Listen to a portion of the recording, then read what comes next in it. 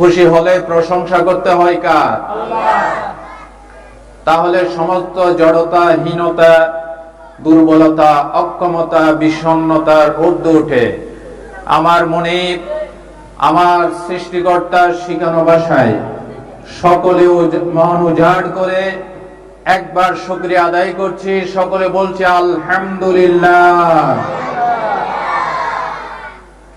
আমার অনুরোধ থাকবে, আমি গুনাহগার, যতক্ষণ কথাগুলি বলতে থাকবো মাহফিলে কোনো ডিস্টার্ব হবে না, মুখে কেউ আওয়াজ করবেন না। স্বেচ্ছাসেবক ভাইদের দৃষ্টি আকর্ষণ করছি, মানুষকে সুশৃঙ্খল ভাবে বসার ব্যাপারে আপনারা সহযোগিতা করুন। সম্মানিত ভাইরা, আপনারা আমার জবান থেকে কোরআন এবং সুন্নাহর আলোচনা শুনতে এসেছেন, ঠিক কিনা বলেন? কোরআন সুন্নাহই পারে এই ঝঞ্ঝা বিক্ষুব্ধ অশান্ত পৃথিবীতে শান্তি আনয়ন করে দিতে পারে। কোরআন পারে একটি জাতিকে তাদের অধিকার ফিরিয়ে দিতে।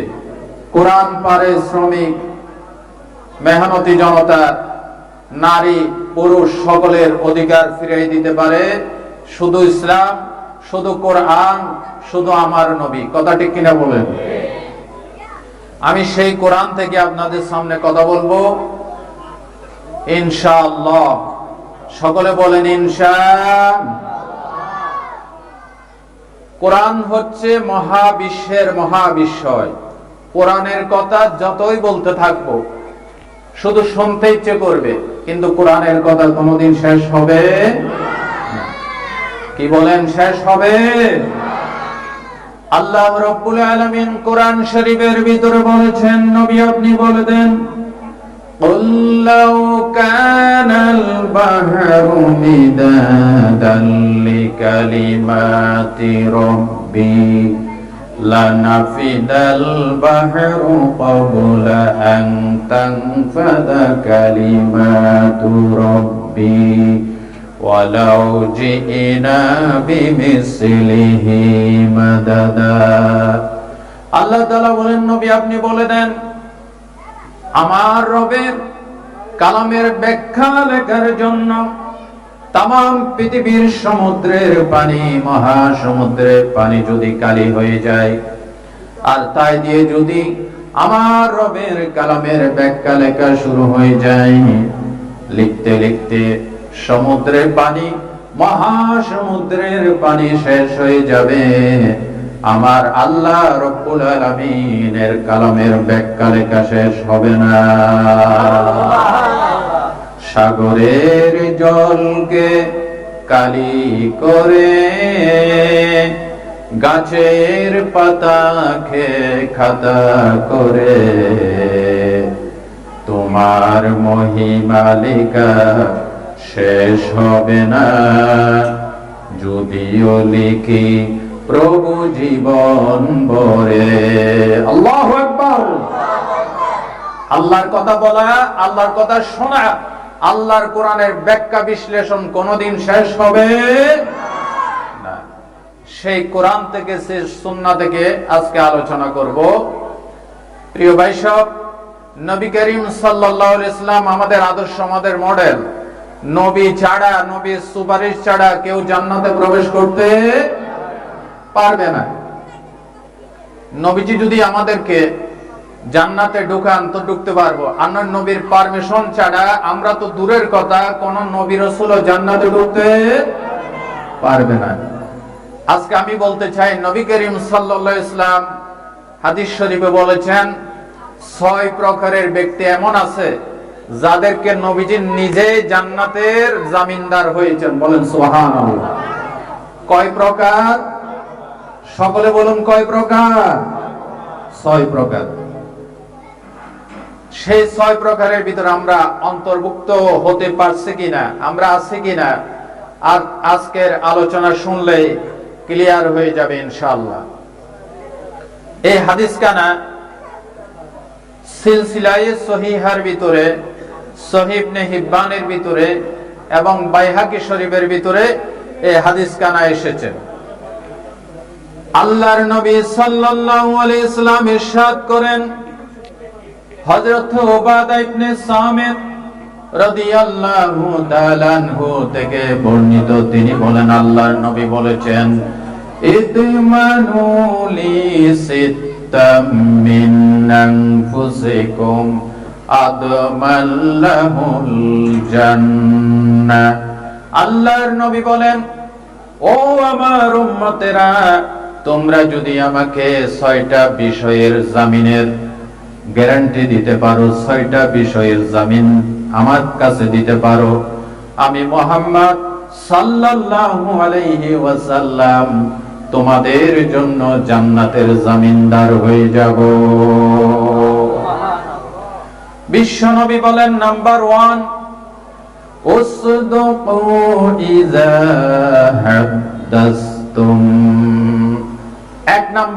প্রথম নাম্বার হচ্ছে, কথা যখন বলবে তখন সত্য কথা বলবে। জোরে বলেন সুবহানাল্লাহ। কথা বললে কি কথা বলবে? সত্য কথা। আমরা যে কথা বলি, কথা বলার জন্য লিসান, জিহ্বা, এই জিহ্বাটা আমাদেরকে দিয়েছেন কে? আল্লাহ। কথা জোরে বলতে হবে, কে দিয়েছেন? আল্লাহ। এই যে আল্লাহ বললেন, আপনার এই জিহ্বা যদি নড়াচড়া না করে আপনি আল্লাহ বলতে পারবেন? আচ্ছা, জিহ্বা আর ঠোঁটের কথা বলা, তাদের ভিতর কি দারুণ সম্পর্ক দেখেন। জিহ্বা যদি বলে, ঠোঁট তুমি কথা বলো গিয়ে, আমি নড়াচড়া করতে পারবো না, আমি মোরাকাবায় বসলাম, কথা বের হবে? আবার জিহ্বা যদি নড়াচড়া করে, ঠোঁট দুটা যদি বলে, জিহ্বা তুমি একা কথা বলো গিয়ে, আমি কথা বলতে পারবো না, আমি মুখে তালা এঁটে দিলাম, কথা বের হবে? জিহ্বা আর ঠোঁট, এই দুইয়ের নড়াচড়ার মাধ্যমে কথাগুলি ডেলিভারি হয়। বলেন সুবহানাল্লাহ। এই যে জিহ্বা দিয়ে কথা বলি, এই কথার হিসাব আল্লাহর কাছে দিতে হবে নাকি হবে না? আরো জোরে বলেন, হবে। আল্লাহ রাব্বুল আলামিন কোরআন শরীফের ভিতরে বলেছেন, إذ يتلقى المتلقيان عن اليمين وعن الشمال قعيد ما يلفظ من قول إلا لديه رقيب عتيد। আল্লাহ তাআলা সূরা কফের ভিতরে বলেছেন, তোমাদের ডান এবং বাম পাশে ফেরেশতারা রেকর্ড করছে, যে কথা বলো না কেন, যে ওয়ার্ড উচ্চারণ করো না কেন, ফেরেশতার সাথে সাথে তোমার প্রত্যেকটি কথা রেকর্ড করতেছে। কথা ঠিক কিনা বলেন? ভাইরা আমার, এই প্রত্যেকটি কথার হিসাব দিতে হবে। কেন বলেছি, কি জন্য বলেছি? এই জন্যই জবান দিয়ে মিথ্যা কথা বলা যাবে না, সত্য কথা বলতে হবে। এই পৃথিবীতে সবচাইতে বড় সত্যবাদী হচ্ছে আমার মহান সৃষ্টিকর্তা আল্লাহ পাক। কথা ঠিক কিনা বলেন? আল্লাহ কি মিথ্যা কথা বলেন? জোরে বলেন নাউজুবিল্লাহ। আল্লাহ রাব্বুল আলামিন বলেন, ওয়ামান আসদাকু মিনাল্লাহি কিলা। আমি আল্লাহর চাইতে সত্যবাদী আর কে হতে পারে? জোরে বলেন, কে হতে পারে? আল্লাহ সত্য কথা বলেন, এই জন্য আল্লাহ সত্য বলতে ভালোবাসেন। আল্লাহ মিথ্যা বলেন না, এই জন্য আল্লাহ মিথ্যা বলতেও পছন্দ করেন না। আল্লাহ যেমন মহা সত্যবাদী, আসমানে জমিনে আল্লাহ মহা সত্যবাদী।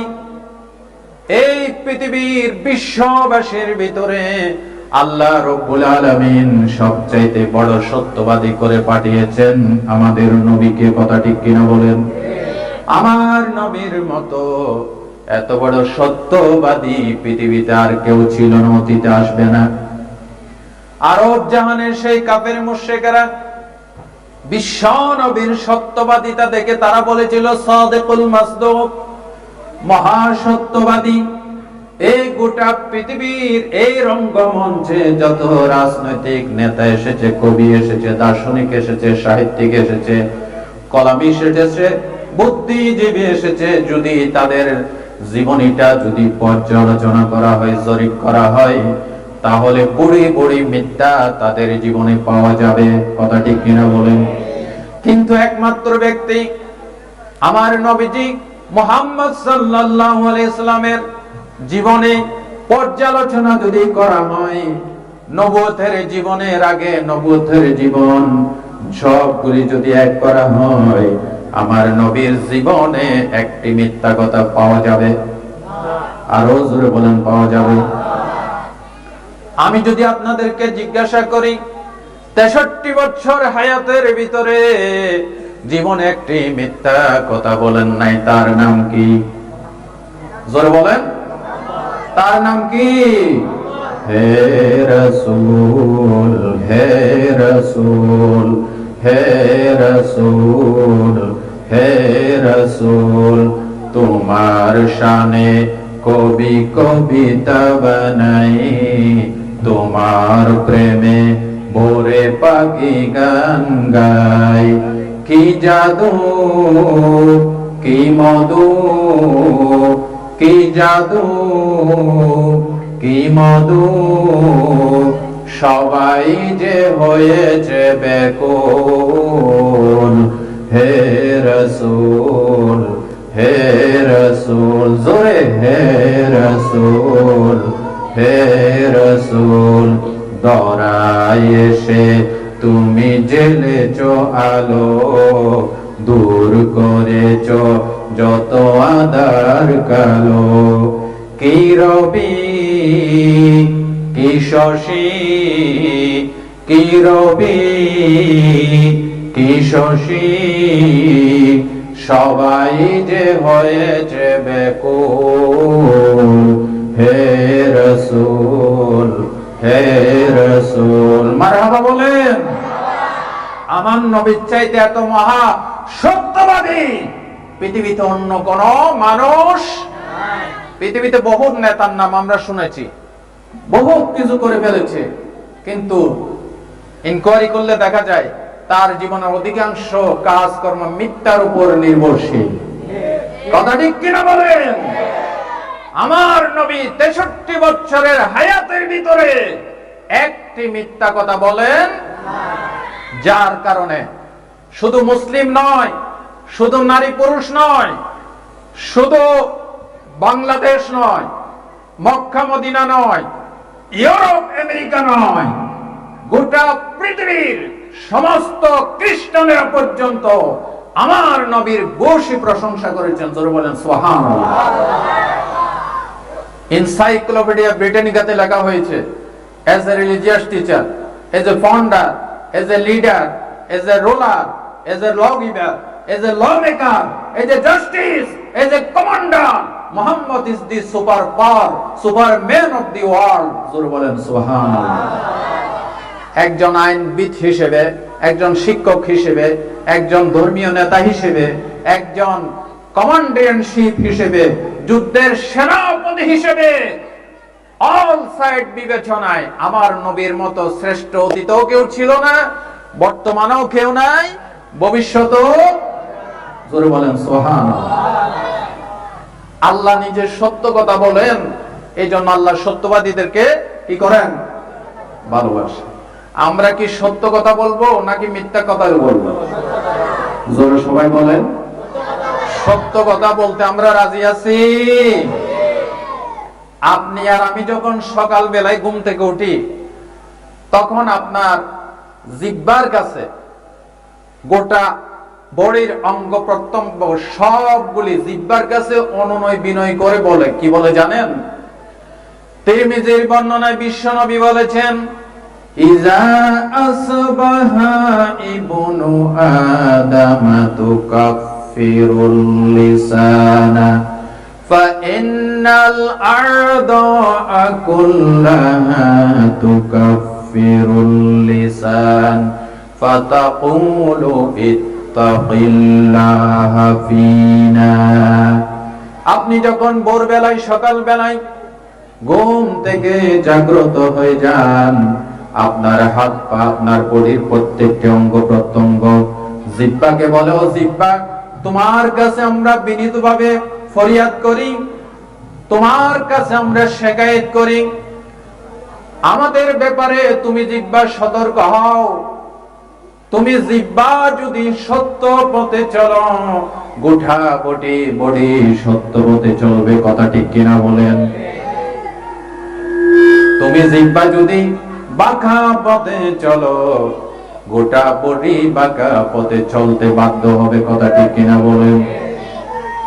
ভাই বন্ধুগণ, এই জিহ্বা দিয়ে ইচ্ছা করলে সত্য কথা বলতে পারি, ইচ্ছা করলে মিথ্যা কথা বলতে পারি। আমরা কি সত্য বলবো না নাকি মিথ্যা বলবো? সত্য কথা বললে কে খুশি হবেন? জোরে বলেন, কে খুশি হবেন? আল্লাহ রাব্বুল আলামিন কোরআন শরীফের সূরা আল মায়েদার ভিতরে বলেছেন, ক্বালাল্লাহু হাযা ইয়াউমু ইয়ানফাউস সাদিকিনা সিদকুহুম লাহুম জান্নাতুন তাজরি মিন তাহতিহাল আনহার খালিদিনা ফিহা আবাদা। জোরে বলেন আল্লাহু আকবার। আল্লাহ তাআলা কিয়ামতের দিন বলবেন, ও সত্যবাদীরা, যারা দুনিয়াতে সত্যের উপর জীবন যাপন করেছো, সত্য নির্ভর জীবন যাপন করেছো, তোমাদের সত্যবাদিতা আজকে কিয়ামতের দিন তোমাদের সত্যবাদিতা তোমাদেরকে উপকার করবে। জোরে বলেন সুবহানাল্লাহ। ভাইরা আমার, আল্লাহ রাব্বুল আলামিন সূরা তাওবার ভিতরে বলেছেন, ইয়া আইয়ুহাল্লাযীনা আমানু তাকুল্লাহা ওয়া কুনু মা'আস সাদিকিন। ও হে বিশ্বাসীগণ, তোমরা আমি আল্লাহকে ভয় করো। ভয় করবে কাকে? আর কি? ওয়া কুনু মা'আস সাদিকিন, সত্যবাদীদের ভিতরে তোমরা অন্তর্ভুক্ত হয়ে যাও। জোরে বলেন সুবহানাল্লাহ। জান্নাতে যারা যাবে, জান্নাতের চিফ গেস্ট, প্রধান অতিথি 4 ভাগে বিভক্ত। কয় ভাগে বিভক্ত? আল্লাহ তাআলা বলেছেন, মিনান নাবিয়িন ওয়াস সিদ্দিকিন ওয়াস শুহাদা ওয়াস সালিহিন। এই 4 শ্রেণীর জান্নাতের চিফ গেস্টের ভিতরে অন্যতম একটি আসন আল্লাহ রাব্বুল ইজ্জত ওয়াল জালাল যারা সত্যবাদিতার উপর জীবন যাপন করবে তাদের জন্য রেখেছেন। আমাদের সমাজে সত্য কথা বেশি বলে মানুষে নাকি মিথ্যা কথা বেশি বলে? মিথ্যা কথা বেশি বলে। বক্তৃতায় অনেক সময় আমি বলে থাকি, এক পাওনাদার আসছে পাওনা নেওয়ার জন্য, তো গেটের বাহির থেকে ডাক দিছে, ব্যাপারী সাহেব বাসায় আছেন? ব্যাপারী সাহেব। তো সে তো আওয়াজ শুনে বুঝে ফেলছে পাওনাদার আসছে। কথা ঠিক কিনা? আওয়াজ শুনে বুঝে ফেলছে। ছেলেকে বলতেছে, বাবা এদিকে আসো। গেটের বাইরে গিয়ে সালাম দিয়ে বলবে আমার আব্বা বাসায় নাই। ছেলে বাইরে গেটের বাইরে গিয়ে বলতেছে, আসসালামু আলাইকুম, আমার আব্বা কইছে আমার আব্বা নাকি বাসায় নেই। চমৎকার বাপ, ছেলেকে মিথ্যা ট্রেডিং দেয়। কথা ঠিক কিনা বলেন? আবার অনেকে পাওনাদারের বয়ে গেটের সামনে লিখে রাখে, কুকুর হইতে সাবধান, কুকুর হইতে সাবধান। পাওনাদার এসে যাতে বাড়ির ভিতর ঢোকার চেষ্টা না করে, কারণ কুকুরকে সবাই ভয় করে নাকি করে না? করে। সুতরাং এই সমস্ত মিথ্যার আশ্রয় যারা নিবে, নবীজি বলেন তাদের জন্য আমি জান্নাতের জামিনদার হতে।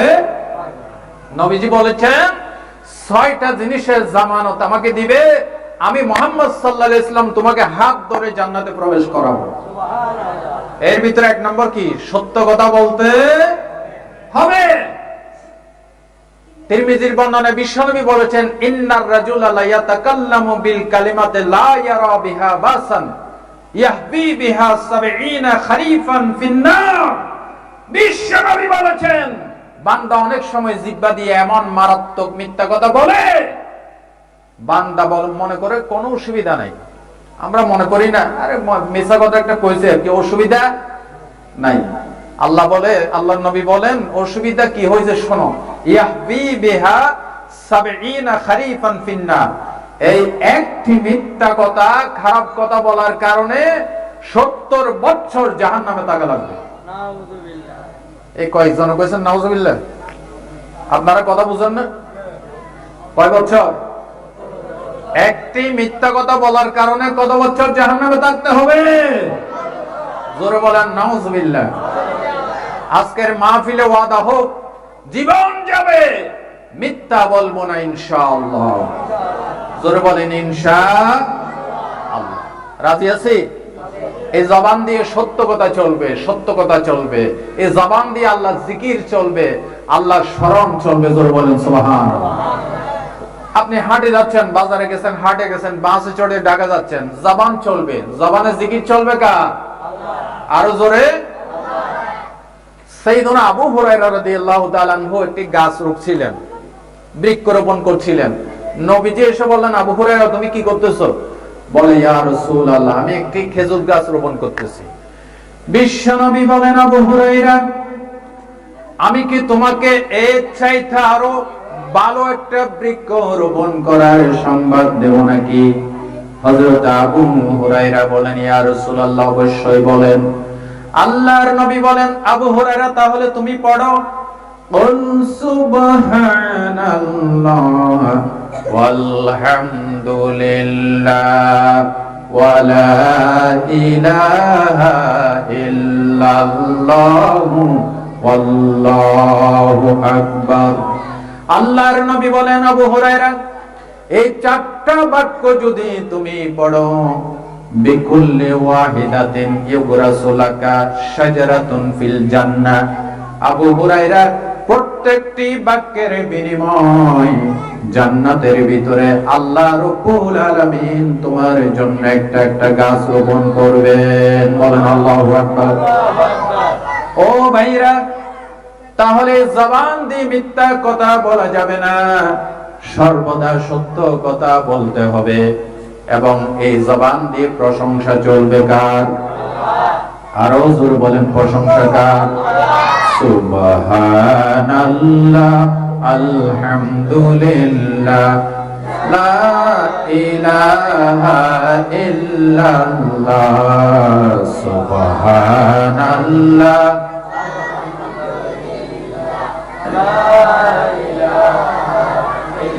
তুমি বাঁচাও, তুমি মারো, অবিরত ক্ষমা করো, তুমি বাঁচাও, তুমি মারো, অবিরত ক্ষমা করো। দরারে যে জন তাকেই ধরো, দরারে যে জন তাকেই ধরো, সবই তোমার, সবই আল্লাহ। সুবহানাল্লাহ। জোরে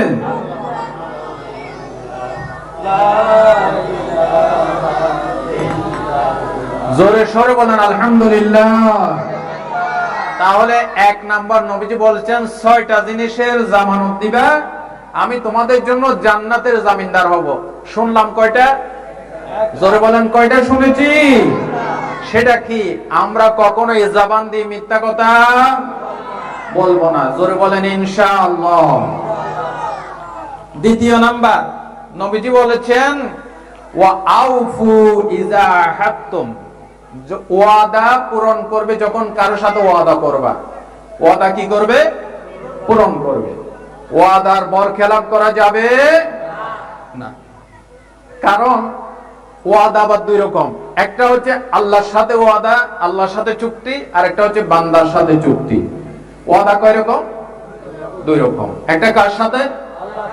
আর একটা বান্দার সাথে। আল্লাহর সাথে আমরা ওয়াদা করেছি রূহের জগতে। আল্লাহ রব্বুল আলামিন সমস্ত রূহগুলিকে একসাথ করেছিলেন, একসাথ করে বলেছেন, আলাস্তু বিরাব্বিকুম, আমি কি তোমাদের রব নই?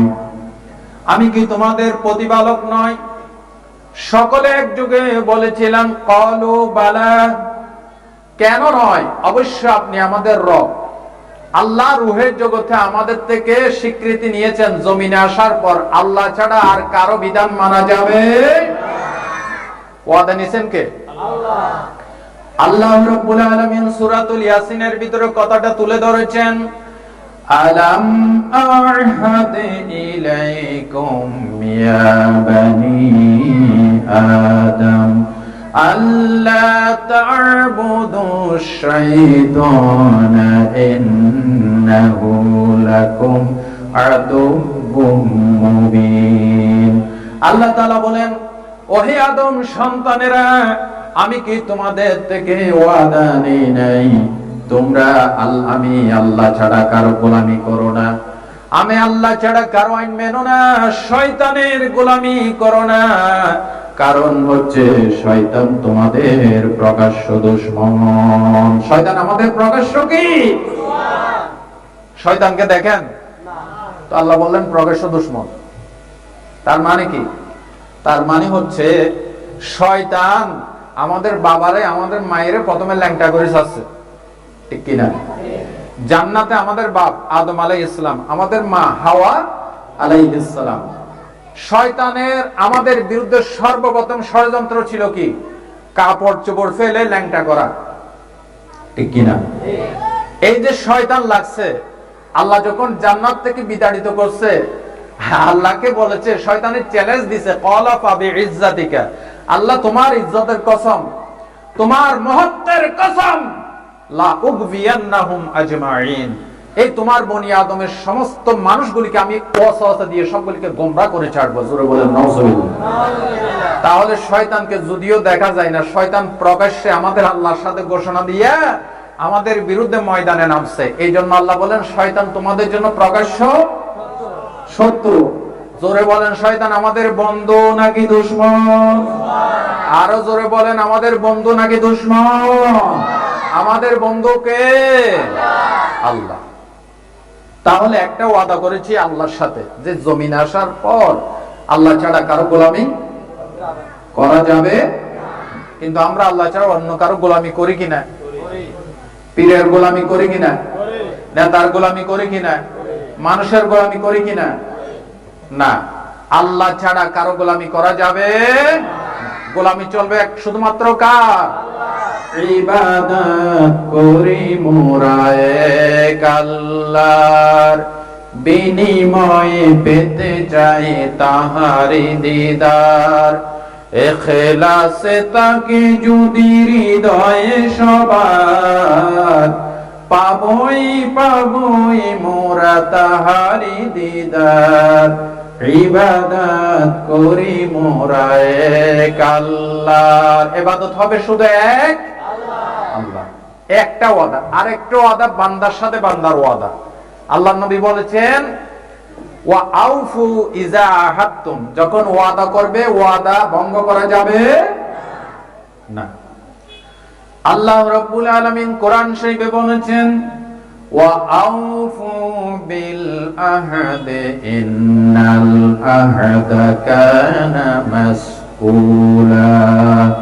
রব্বুল আলামিন সূরা বনী ইসরাঈলের ভিতর বলেছেন, তোমরা ওয়াদাগুলি পূর্ণ করো, কারণ কিয়ামতের দিন প্রত্যেক ওয়াদা সম্পর্কে আল্লাহ রব্বুল আলামিন জিজ্ঞাসাবাদ করবেন। কথা ঠিক কিনা বলেন? ভাই ও বন্ধুগণ, মুসলমানদের ঐতিহ্য ছিল ওয়াদা রক্ষা করা, ওয়াদা ভঙ্গ করা মুসলমানদের ঐতিহ্য ছিল না। কিন্তু আজকে মুসলমানরা ওয়াদা ভঙ্গ করে জাতীয় পর্যায়ে, সামাজিক পর্যায়ে, ব্যক্তিগত পর্যায়ে, ব্যবসা বাণিজ্যে ওটা বসাই, লেনদেনে আমরা ওয়াদা ভঙ্গ করে আমাদের ঐতিহ্য নষ্ট করেছি। কথা ঠিক কিনা বলেন? এখন আমি একটি ঘটনা নিয়ে আসতেছি, লক্ষ্য করুন মুসলমানরা কিভাবে ওয়াদা রক্ষা করত আগের জামানায়। হযরতে ওমর ফারুক রাদিয়াল্লাহু তাআলা আনহু, তিনি যখন রাষ্ট্র চালাচ্ছেন, তার দরবার ছিল মসজিদে নববী। মসজিদে নববীতে বিচার ফয়সালা হতো। হযরত ওমর রাষ্ট্রীয় সিংহাসনে বসে আছেন, তিনজন লোক একটা যুবককে ধরে নিয়ে আসলো। কি হয়েছে বলে, এই যুবকটি আমাদের বাবাকে হত্যা করেছে, আমিরুল মুমিনিন আমরা বিচার চাই, তার মৃত্যুদণ্ড চাই। এবার হযরত ওমর বলেন, আসলে কি তুমি তাদের বাবাকে হত্যা করেছো? বলে, হ্যাঁ করেছি, তবে আমার কথা শুনেন, আমি একজন গরিব লোক, মেষের রাখাল, ওট চড়াইয়া মেষ চড়াইয়া আমি খাই।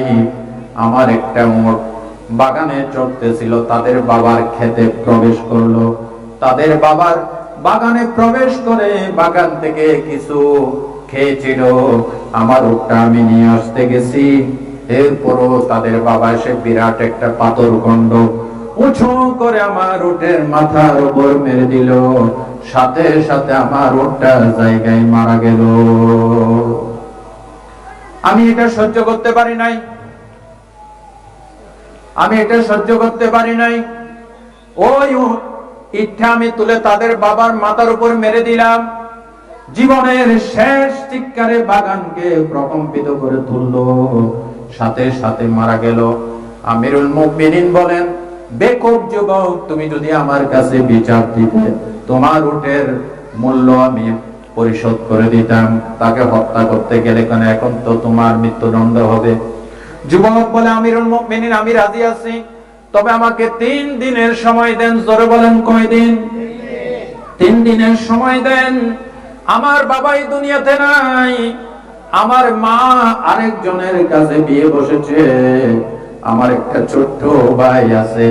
আমার আব্বা মারা যাওয়ার সময় আমার কাছে কিছু টাকা পয়সা মাল সম্পদ দিয়ে বলেছিলেন, এগুলি তোর কাছে জমা রাখ, তোমার ছোট ভাই যখন বালেগ হবে তাকে ফিরাইয়া দিবে। আমিরুল মুমিনিন ওই গচ্ছিত ধনরাশি আমি মাটির ভিতরে এক জায়গায় দাফন করে এসেছি। এখন আমি যদি না যাই, আমার ভাই মারাত্মক ভাবে ক্ষতিগ্রস্ত হয়ে যাবে। সুতরাং আমাকে 3 দিনের সময় দেন, আমার ভাইয়ের আমানত তার কাছে ফিরাই দিয়া আমি কথা দিলাম, আমি ওয়াদা রক্ষা করব, ফিরে আসব। আল্লাহু আকবার। এবার লক্ষ্য করুন, হযরত ওমর বলেন, তোমাকে 3 দিনের সময় দেব, তবে তোমার জামিনদার কে হবে? ওই যুবক ওমরের সেই বিচারালয়ে চোখ বুলাই যাচ্ছেন, কাকে জামিনদার বানাবে, কেউ তো তাকে চেনে না। এক পর্যায়ে হযরতে আবু যর গিফারী রাদিয়াল্লাহু তাআলা আনহুর দিকে আঙ্গুলি সংকেত করে বললেন, ভাই আপনি আমার জামিনদার হন, আমি 3 দিনের ভিতরে ফিরে আসব। হযরত আবু যর বলেন, ঠিক আছে ভাই, আমি তোমার জন্য জামিনদার হব। বলেন আল্লাহু আকবার। হযরত ওমর বলেন, আবু যর তোমার খবর আছে নাকি? এই যুবক যদি 3 দিনের ভিতরে ফিরে না আসে, তাহলে তোমার ফাঁসি হয়ে যাবে, তোমার মৃত্যুদণ্ড হয়ে যাবে। আবু যর বলে, আমিরুল মুমিনিন, আমি বুঝে শুনে তার জামিনদার হয়েছে। বলেন সুবহানাল্লাহ। এবার এই যুবক চলে গেল, এই যুবক চলে গেল। প্রথম দিন অতিবাহিত হয়ে গেল, দ্বিতীয় দিন অতিবাহিত হয়ে গেল, তৃতীয় দিন সূর্য ডুববে ডুববে এমন অবস্থায় ওমরের দরবারে সবাই কানাঘুষা করতেছে, এই যুবক তো এখনো ফিরে আসলো না, আবু যরের মৃত্যুদণ্ড হয়ে যাবে। সবাই বলা বলি করতেছে, কাছার পাখি যদি একবার ফিরে চলে যায়, এটা আর ফিরে আসে না, এই যুবক আর আসবে না। কিন্তু না না, সূর্য যখন অস্তমিত হয়ে গেল, মাগরিবের আযান হয়ে গেল, ঠিক সেই মুহূর্তে ওই যুবকটা দূর থেকে হাত তুলে বলতেছে, আমি ফিরে এসেছি, আমিরুল মুমিনিন, আমি ফিরে এসেছি। বলেন আল্লাহু আকবার। যুবক আমিরুল মুমিনিনের দরবারে এসে কাঁপতে কাঁপতে ক্লান্ত হয়ে বলতেছে, আমিরুল মুমিনিন, আল্লাহর ওয়াস্তে আমাকে ক্ষমা করে দেন, আমার একটু লেট হয়ে গেছে। সবাই বড় বড় চোখ করে দেখতেছে তার দিকে, চোখকে বিশ্বাস করাতে পারছে না। ফাঁসির দণ্ডপ্রাপ্ত আসামি আবার ফেরত এসেছে ওয়াদা রক্ষা করার জন্য। জোরে বলেন সুবহানাল্লাহ। আমিরুল মুমিনিন বললেন, তুমি নিশ্চিত মৃত্যু থেকে বাঁচার পরও আবার কেন ফিরে আসলে? যুবক বলতেছে, আমিরুল মুমিনিন, আমি একজন মুসলিম যুবক, আজকে যদি আমি ফিরে না আসতাম, ইতিহাসের পাতায় লেখা হয়ে যেত যে একজন মুসলিম যুবক ওমরের দরবার থেকে মৃত্যুদণ্ড প্রাপ্ত হয়ে ওয়াদার পর খেলাফ করে পালিয়ে চলে গেছে। মুসলিম সমাজের, মুসলিম সোসাইটির, ইসলাম ধর্মের কলঙ্ক লেগে যেত। জোরে বলেন নাউজুবিল্লাহ। এবার হযরতে আমিরুল মুমিনিন আবু যরকে বলতেছেন, আবু যর, তুমি এই লোকের জামিনদার হতে গেলে কেন? আবু যর বলতেছে, এই যুবককে দেখে আমি বুঝেছি ছেলেটা বিশ্বস্ত। দ্বিতীয় কথা হচ্ছে, আমি যদি এই যুবকের জামিনদার না হতাম, ইতিহাসের পাতায় লেখা হয়ে যেত একজন মুসলিম যুবক বিপদে পড়ে সাহায্য প্রাপ্তি চাওয়ার পর কেউ সাহায্য করতে আসলো না, ইসলাম ধর্মের বদনাম হয়ে যেত। এই জন্য আমি তার জামিনদার হয়েছি। এবার এই যে 3 ভাই যাদের বাবাকে মারছিল বাদী, তারা বলতেছে আমিরুল মুমিনিন, আমার বাপ তো মারাই গেছে, আমার বাপ তো ফিরে আসবে না, আমি এই যুবককে আমরা মাফ করে দিলাম। ভালো করে বলেন। এবার আমিরুল মুমিনিন বলতেছে, ও ছেলেরা, ভাই এখানে কি হয়েছে, কথা কি আপনি বলবেন না এখানে বন্ধ করে দেব, কি সমস্যা? এইরকম দৃষ্টাবলী তো বাস করা যাবে না। এবার আমিরুল মুমিনিন বলতেছে, তোমরা এদেরকে মাফ করে একে মাফ করলে কেন? ওই 3 ভাই বলতেছে, একটা মুসলিম যুবক 3 দিন মরুপথ অতিক্রম করে শুধুমাত্র ওয়াদা রক্ষা করার জন্য আবার মৃত্যুদণ্ডের পথে ফিরে এসেছে। ইসলামের মহান আদর্শ থেকে আমরা অভিভূত হয়েছে, এই জন্য তাকে মাফ করে দিয়েছি। ও যুবক ভাইরা, ও আমার মুসলিম ভাই বোনেরা, এটাই ছিল মুসলিম জাতির শ্রেষ্ঠ ইতিহাস। ঠিক কিনা? যেরকম ঠিক কিনা? আজকে ওয়াদা খেলাফির সয়লাব চলতেছে সমাজে, ঠিক না? যেরকম ঠিক না? আমরা মানুষকে বিভিন্ন আশ্বাস দেই, আমাকে সমাজের নেতা বানাও, তাহলে গরুর গাড়ির মতো জিলাপি খাইতে, গরু গাড়ির চাকার মতো বিশাল বিশাল জিলাপি বানিয়ে দেবো, খাইতে গিয়ে শীতই থাকবা। ঠিক কিনা? যেরকম ঠিক কিনা? এক এলাকায় এক মেম্বার বা চেয়ারম্যান, সে বলেছিল আমাকে মেম্বার বানাও, আমাকে চেয়ারম্যান বানাও, তাহলে তোমাদের এলাকায় আমি একটা কালভার্ট বানাই দেবো। লোকেরা বলতেছে, স্যার আমাদের এলাকায় তো কোনো খাল নাই, আমরা ব্রিজ দিয়ে কি করবো? বেশি কথা বলো, দরকার হলে খাল একটা আমি কেটে দেবো। দেখতেন অবস্থা, খাল একটা কেটে দেব। ব্যক্তিগত পর্যায় থেকে শুরু করে রাষ্ট্রীয় পর্যায় পর্যন্ত গোটা বিশ্বব্যাপী ওয়াদা খেলাফির সয়লাব চলতেছে। যেরকম ঠিক কিনা? সুতরাং এটা মুসলিম জাতির ঐতিহ্য নয়। আবার নবীর আদর্শ, ওয়াদা খেলাফ করা যাবে? আল্লাহর নবী বলেছেন, বুখারীর হাদিস, ইন্নাল গাদিরা ইউনসাবু লাহু লিওয়াআন ইয়াউমাল কিয়ামাহ ফায়ুকালু আলা হাযিহি গাদরাতু ফুলান ইবনে ফুলান। কিয়ামতের দিন প্রত্যেক ওয়াদা খেলাফির জন্য, প্রতিশ্রুতি ভঙ্গকারীর জন্য আল্লাহ একটা পতাকা উড়াইয়ে দিবেন। এই পতাকায় লেখা থাকবে, অমুকের ছেলে অমুকের ওয়াদা ভঙ্গের পতাকা। জোরে বলেন নাউজুবিল্লাহ। ভাই বন্ধুগণ, তাহলে দ্বিতীয় গুণাবলী, কখনো ওয়াদা খেলাফ করা যাবে? হাদিসে কুদসির ভিতরে এসেছে, ক্বাল আল্লাহু সুবহানাহু ওয়া তাআলা সালাসাতুন আনা খাসমুহুম ইয়াউমাল কিয়ামাহ। 3 শ্রেণীর লোকের বিরুদ্ধে কাল কিয়ামতের ময়দানে আমি আল্লাহ নিজেই বাদী হব। নাউজুবিল্লাহ বলতে ইচ্ছে করেন? আল্লাহ যদি আপনার বিরুদ্ধে বাদী হন, আপনার জান্নাত জান্নাত নাকি জাহান্নাম? জাহান্নাম। আরো জোরে বলেন, জাহান্নাম। আল্লাহ বলেন, আমি কিয়ামতের দিন 3 শ্রেণীর লোকের বিরুদ্ধে কি হব? বাদী হব। নাম্বার 1, রাজুলুন আতাবি সুম্মা গাদারা। 1 নাম্বার, যে ব্যক্তি আমার নামে ওয়াদা করে ওয়াদা ভঙ্গ করলো, কিয়ামতের দিন আমি আল্লাহ নিজে তার বিরুদ্ধে কি হব? বাদী হব।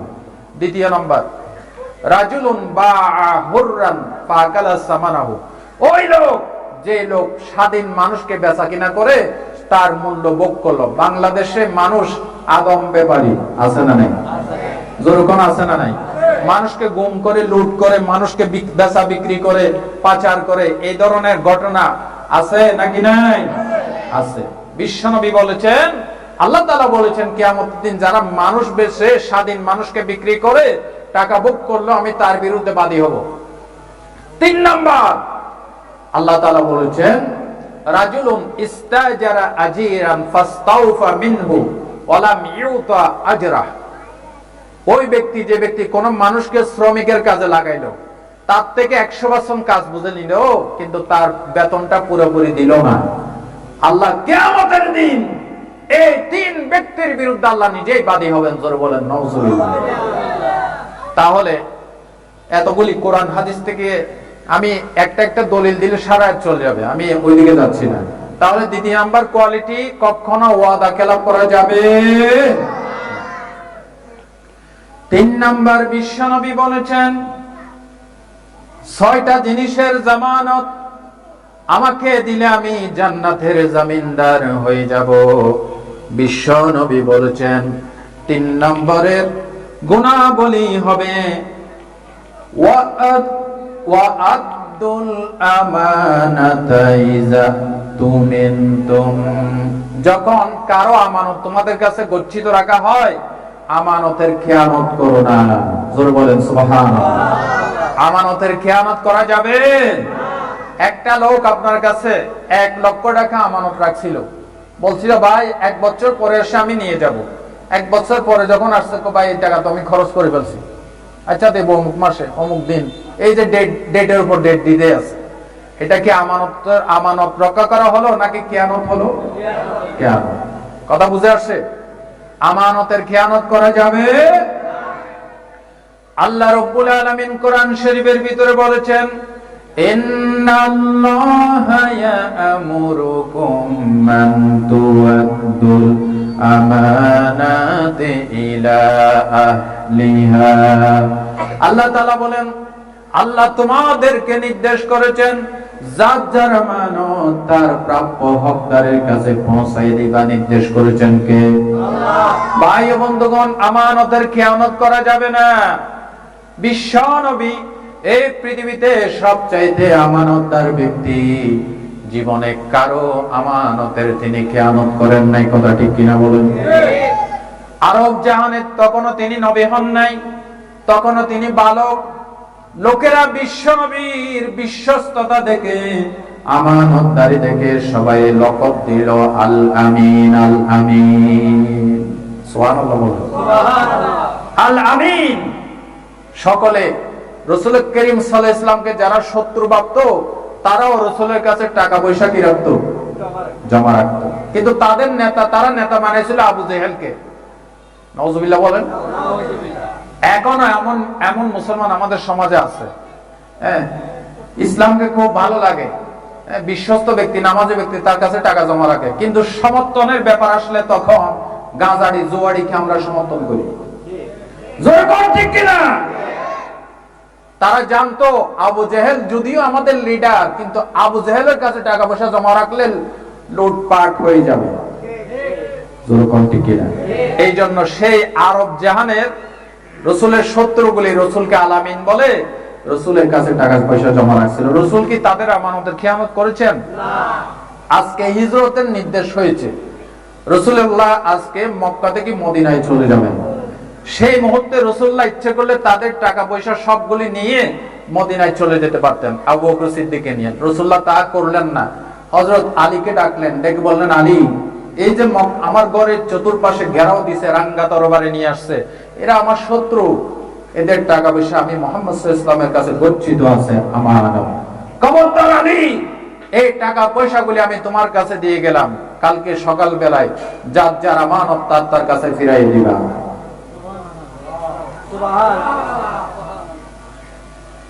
এমন নেতাও কি এখন আছে? জোরে বল।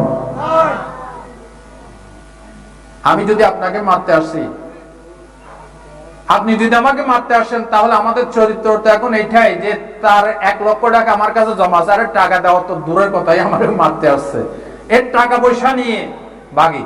এটা হচ্ছে আমাদের চরিত্র। ঠিক কিনা বলেন? ও মুসলমান ভাইরা, এমন নেতা কোথায় পাবেন যিনি জীবনে কারো আমানতের খেয়ানত করে? দুঃখীদের প্রিয়জন, গরিবের সহায়, দুঃখীদের প্রিয়জন, গরিবের সহায়, হেরার আলো জ্বালাও তুমি আদার দুনিয়ায়, আদার দুনিয়ায়। তোমার পথে থাকতে অটল অনড় সারাক্ষণ, চাই সকলে দীপ্ত ঈমান সাহস ভরা মন।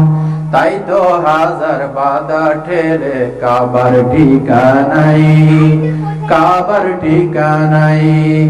দুঃখীদের প্রিয়জন, গরিবের সহায়, হেরার আলো জ্বালাও তুমি আদার দুনিয়ায়, আদার দুনিয়ায়। জোরে বলেন আমিন।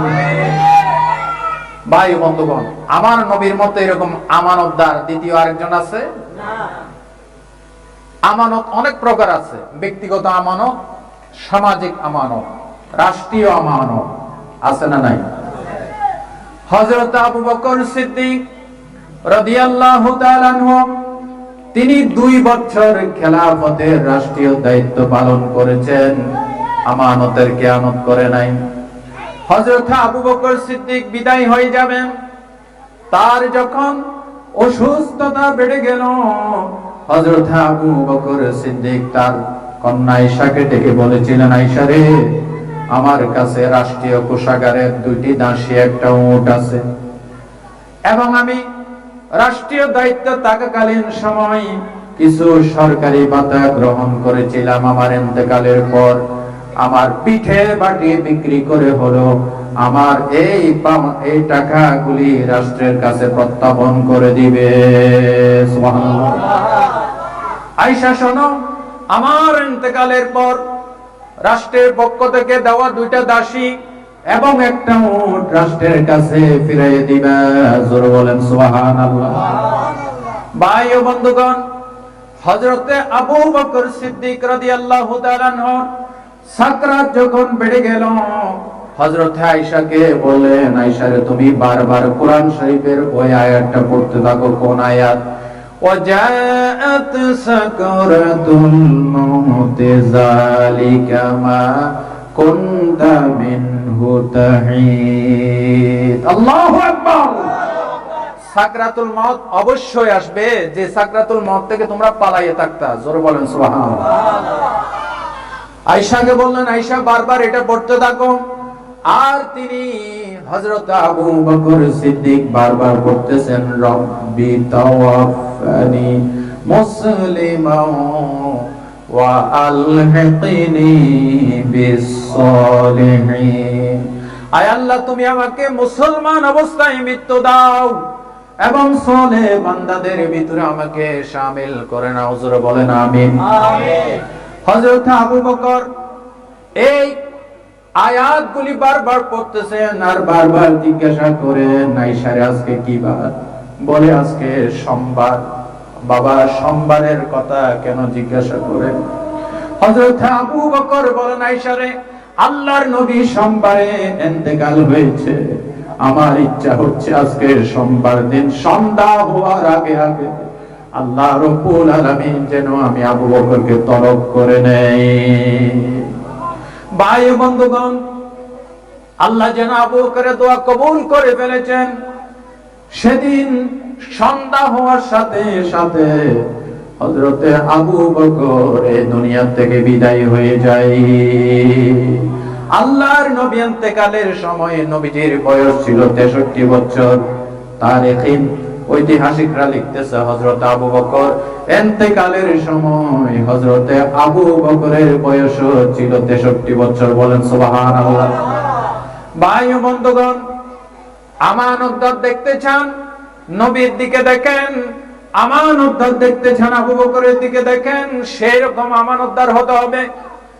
আমি আস্তে আস্তে শুনছিলাম, আমার ভাই জনাব মাওলানা জহিরউদ্দিন সাহেব, তিনি এই সম্পর্কে কথা বলছিলেন। বুখারীর হাদিস, আল্লাহর নবী বলেছেন, আরবাউন মান কুন্না ফীহি মুনাফিকান খালিসা।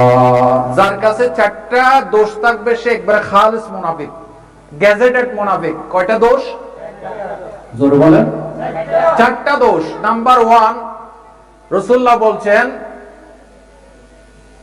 যখন তার কাছে আমানত রাখা হয় আমানতের খেয়ানত করে।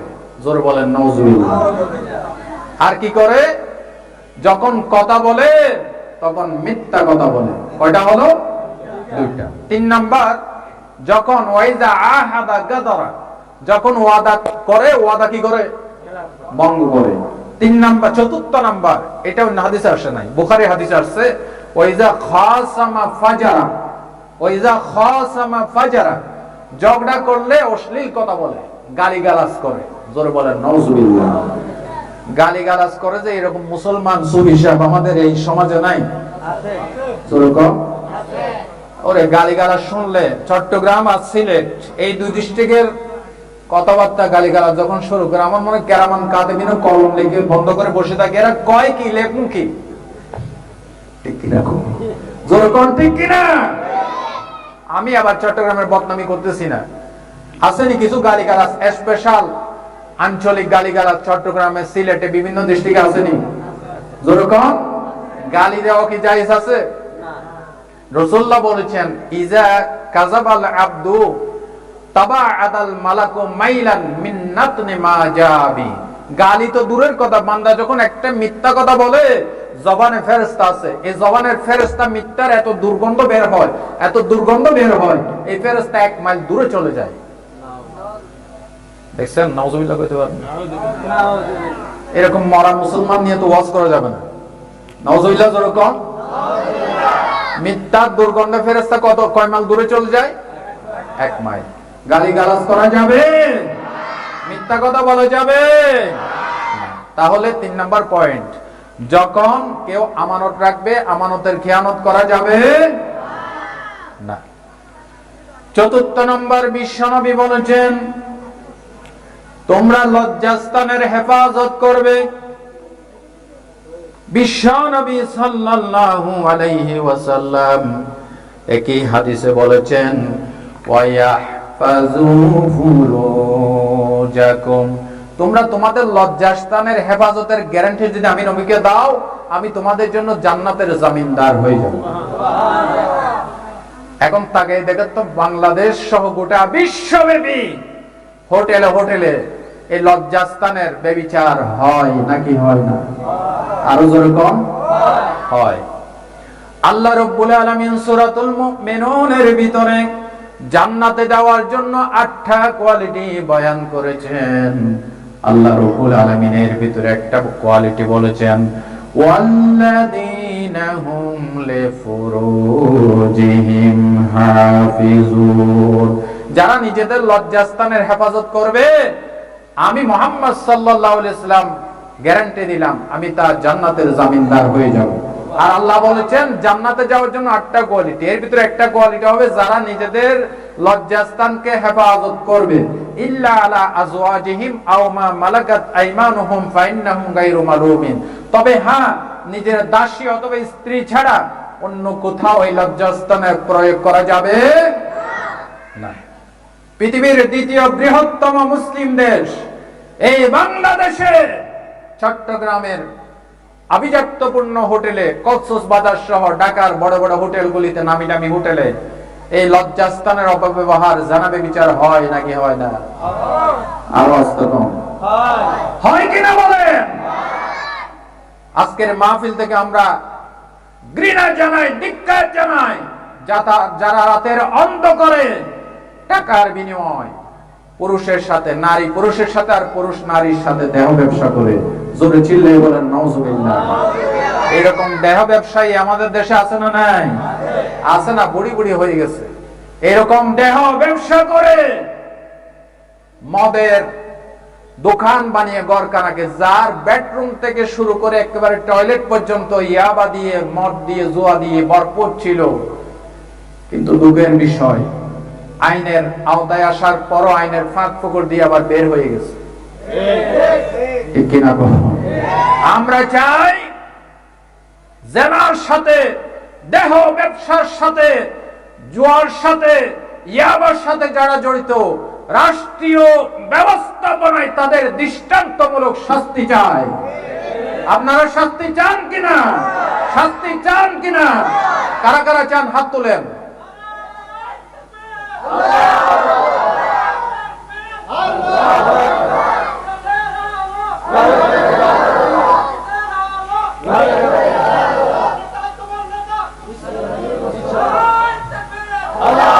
আলহামদুলিল্লাহ বলেন।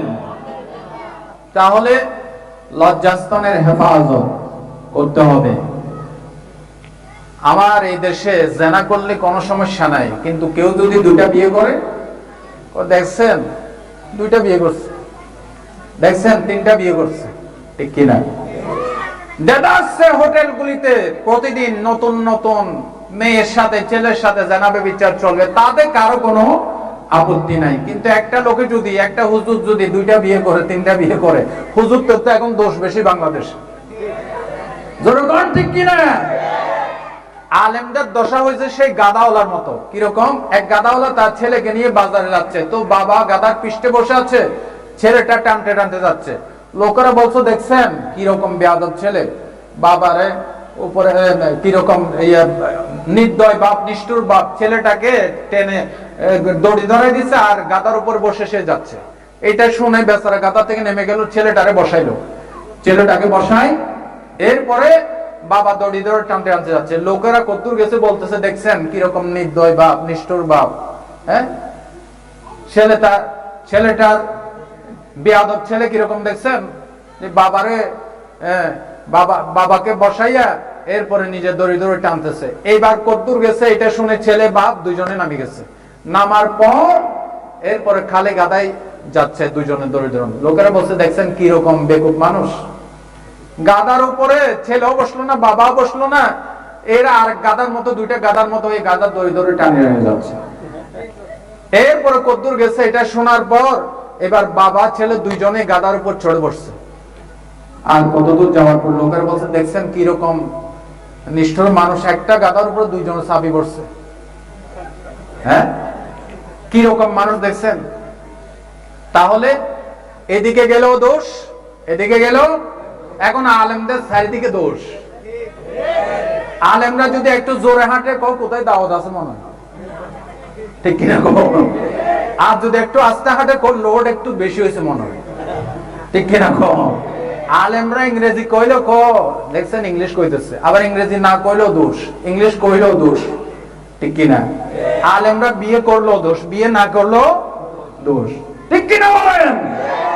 সুতরাং আমি কি বলতেছিলাম, লজ্জাস্থানের হেফাজত। আমার দেশে এখন জেনা সহজ হয়ে গেছে, বিয়ে কঠিন হয়ে গেছে। রাসূলুল্লাহ কি বলেছেন? ইন্না আযামান নিকাহে বারকাতান আইসারুহু মুকনাতান। রাসূলুল্লাহ বলেছেন যে বিয়েতে খরচ কম, সে বিয়েতে বরকত বেশি। আমাদের চট্টগ্রামে মাশাআল্লাহ, মাশাআল্লাহ কইবেন না, নওজুবিল্লাহ কইবেন, আপনারা ঠিক করেন। একটা গায়ে হলুদে অন্যান্য ডিস্ট্রিক্টে 5টা বিয়ের খরচ একটা গায়ে হলুদে করে, ঠিক না বেটি? নৃত্য শিল্পী এনে ডেক সেট লাগাইয়া ডিজে পার্টি করে, ভালো ভালো শিল্পীদেরকে এনে এরপরে কয়েক লক্ষ টাকা এক রাতে খরচ করে ফেলে বাঙালি, ঠিক কিনা? জনগণ ঠিক কিনা?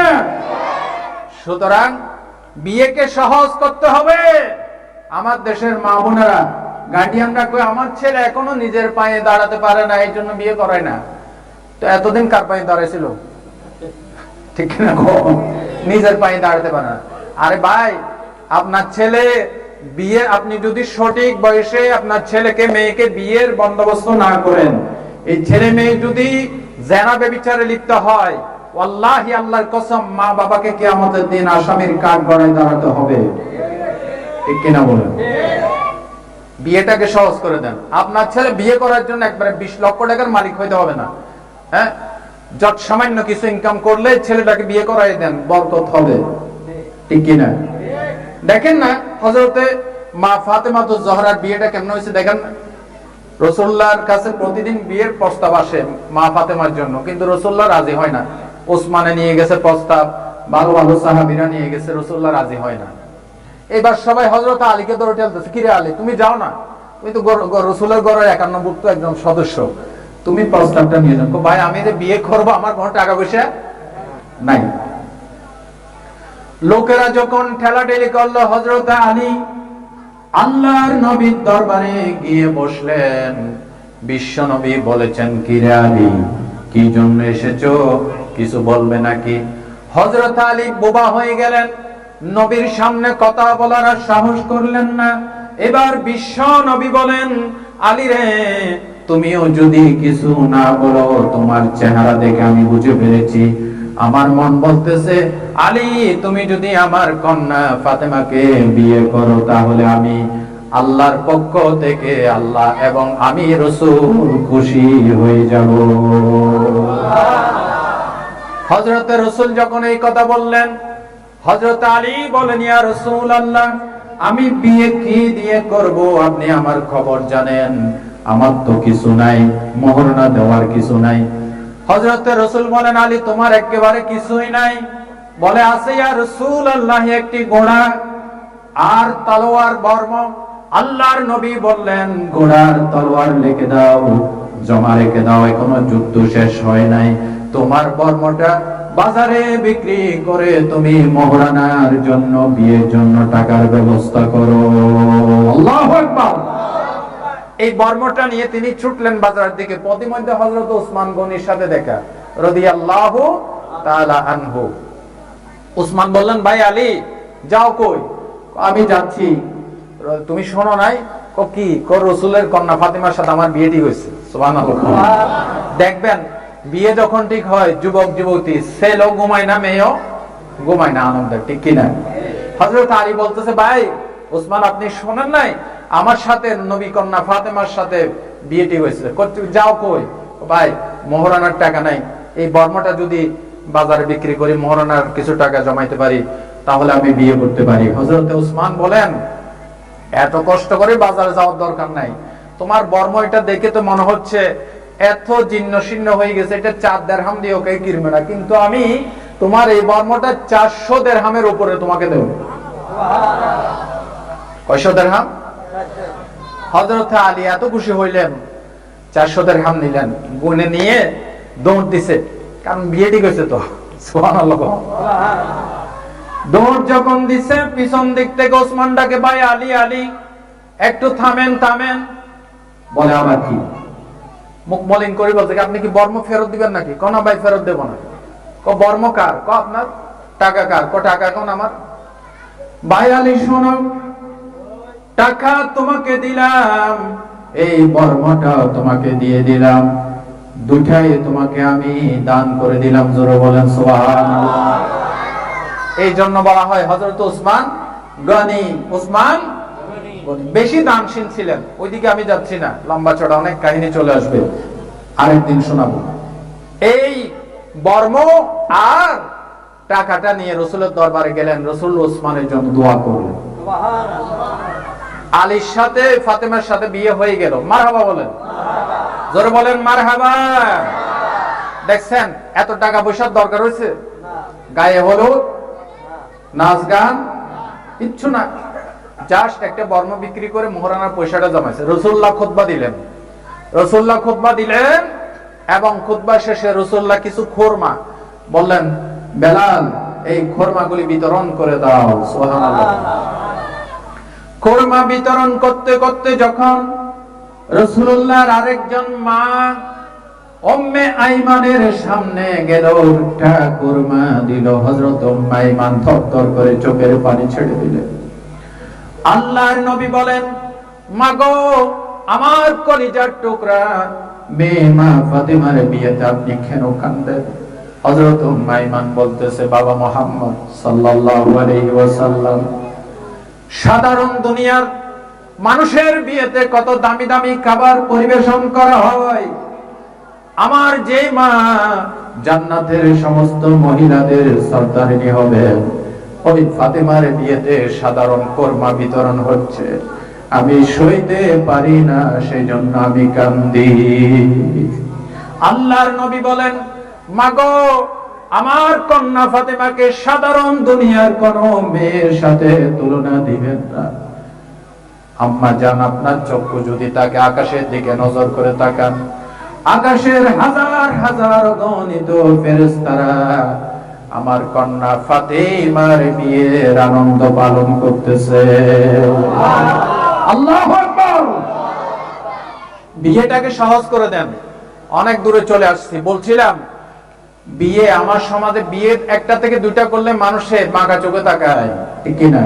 কিন্তু না, প্রত্যেকদিন জানা করতেছে, তারে ফুলের মালা দিয়ে বরণ করে নেয়, ঠিক কি না? নাউজুবিল্লাহ, জোরে বলেন নাউজুবিল্লাহ। ভাই ও বন্ধুগণ, এই জন্য লজ্জাস্থানের হেফাজত করতে হবে।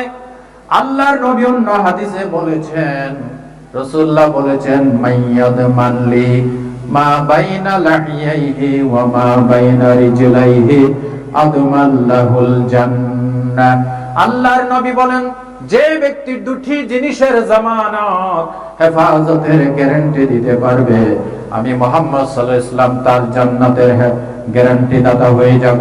নাম্বার 1, দুই মুখের মধ্যখানে জিহ্বার গ্যারান্টি যে দিতে পারবে, আর যে ব্যক্তি দুই পায়ের মাঝখানে লজ্জাস্থানের হেফাজতের গ্যারান্টি দিতে পারবে, আমি মুহাম্মদ সাল্লাল্লাহু আলাইহি ওয়াসাল্লাম তার জন্য জান্নাতের জামিনদার হয়ে যাব। চারটা বলেছি। 5 নম্বর, বিশ্বনবী বলেন, ওয়াগুদ্দু আবসারাকুম, যারা চোখের হেফাজত করবে, আমার নবী বলেছেন কিয়ামতের দিন আমি মুহাম্মদ তাকে জান্নাতে প্রবেশ করাইয়া দেব। কিসের হেফাজত? চোখের হেফাজত। এই চোখ দুইটা দিবেন কে? আল্লাহ। একটা চোখ যার নাই, সে জানে একটা চোখের দাম কত, ঠিক কিনা বলুন? এই চোখ দুটা কে দিবেন? আল্লাহ। এই যে আমি বসে আছি, আপনারা বসে আছেন, এই চোখ দিয়ে প্রত্যেকটা মানুষকে গাছপালা, তৃণলতা, আসমান জমিন, মানুষ, গ্রহ, চন্দ্র, সূর্য আলাদা আলাদা দেখা যায় না? সবটা মিলে একটা দেখা যায়? হ্যাঁ, আলাদা আলাদা দেখা যায়। কেন দেখা যায় কোনদিন চিন্তা করছেন? এখন বর্তমান চিকিৎসা বিজ্ঞানীরা বলছেন, আপনার এই যে ডান চোখ, এই ডান চোখের ভিতরে 13,000 ক্যামেরা আল্লাহ ফিটিং করে রাখছে। এই লেভেন্টিস মার্কা সুবহানাল্লাহ কাজ হইতো না। আরো জোরে বলেন।